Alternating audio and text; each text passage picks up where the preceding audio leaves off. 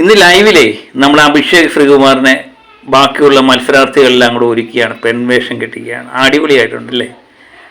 അഭിഷേകിൻ്റെ ഒരു പ്രത്യേകതയായിട്ട് തോന്നിയത് ആ ചിരിയാണ്. ഏത് സമയത്തും ആ ചിരി മുഖത്ത് കാണുമെന്നുള്ളതാണ് അഭിഷേകിൻ്റെ ഏറ്റവും വലിയൊരു പ്രത്യേകത. അഭിഷേക് ശ്രീകുമാറിൻ്റെ കാര്യമാണ് ഞാൻ പറയുന്നത്. നമ്മുടെ നന്ദനയും ജാൻമണിയും എല്ലാം കൂടെ ചേർന്ന് അഭിഷേക് ശ്രീകുമാറിനെ ഒരുക്കി. അഭിഷേക് എന്തെങ്കിലുമൊക്കെ കാണിച്ചു കൂട്ടിക്കോട്ടെ എന്ന് വിചാരിച്ച് അഭിഷേക് കിടന്നു കൊടുക്കുന്നുണ്ട്. പിന്നെ നാണക്കേടായിപ്പോയി മുഖം മറച്ചുകൊണ്ടാണ് അഭിഷേക് ബാത്റൂമിലോട്ടൊക്കെ പോകുന്നത്. പക്ഷേ ബിഗ് ബോസിൻ്റെ ക്യാമറ കണ്ണുകൾ അഭിഷേകിനെ രക്ഷപ്പെടാൻ അനുവദിക്കുന്നില്ല. അഭിഷേകിൻ്റെ കൂടെ തന്നെ നടന്ന് ആ ക്യാമറ കണ്ണുകൾ ആ രൂപം ഒപ്പിയെടുത്തു. അതാണ് നമ്മൾ നേരത്തെ കണ്ടത്. അപ്പം പെൺവേഷത്തിലെ പലരും മികച്ച പ്രകടനം കാഴ്ചവെച്ചിട്ടുണ്ട്.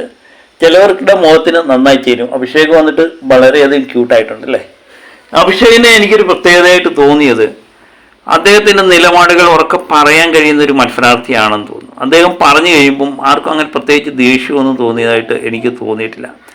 ആദ്യത്തെ ആഴ്ചയിൽ വന്ന ദിവസം തന്നെ അദ്ദേഹം അഭിഷേക് കെയുമായിട്ട് ചില ഇഷ്യൂസൊക്കെ ഉണ്ടാകുകയും അവിടുത്തെ മത്സരാർത്ഥികളിനെ ഒറ്റക്കെട്ടായി ആ ദിവസത്തെ തന്നെ എനിക്ക് തോന്നുന്നു നോമിനേഷനിൽ ഇട്ട വ്യക്തിയാണ്.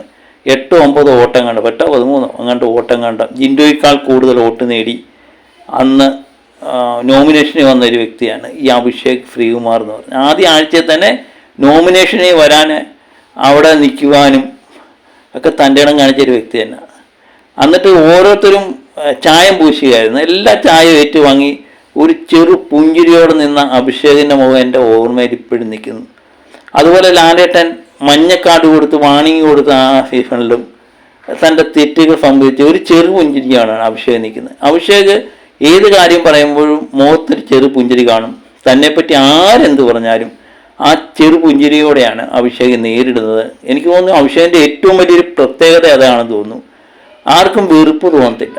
ആദ്യ ആഴ്ചയിൽ അവിടുത്തെ മത്സരാർത്ഥികളെല്ലാം വോട്ട് ചെയ്തെങ്കിലും പിന്നെയുള്ള ആഴ്ചയിൽ എനിക്ക് തോന്നുന്നു ഇപ്പോൾ ആ ബിഗ് ബോസിലെ എല്ലാവരും ഇഷ്ടപ്പെടുന്ന ഒരു മത്സരാർത്ഥിയായി ഉയരാൻ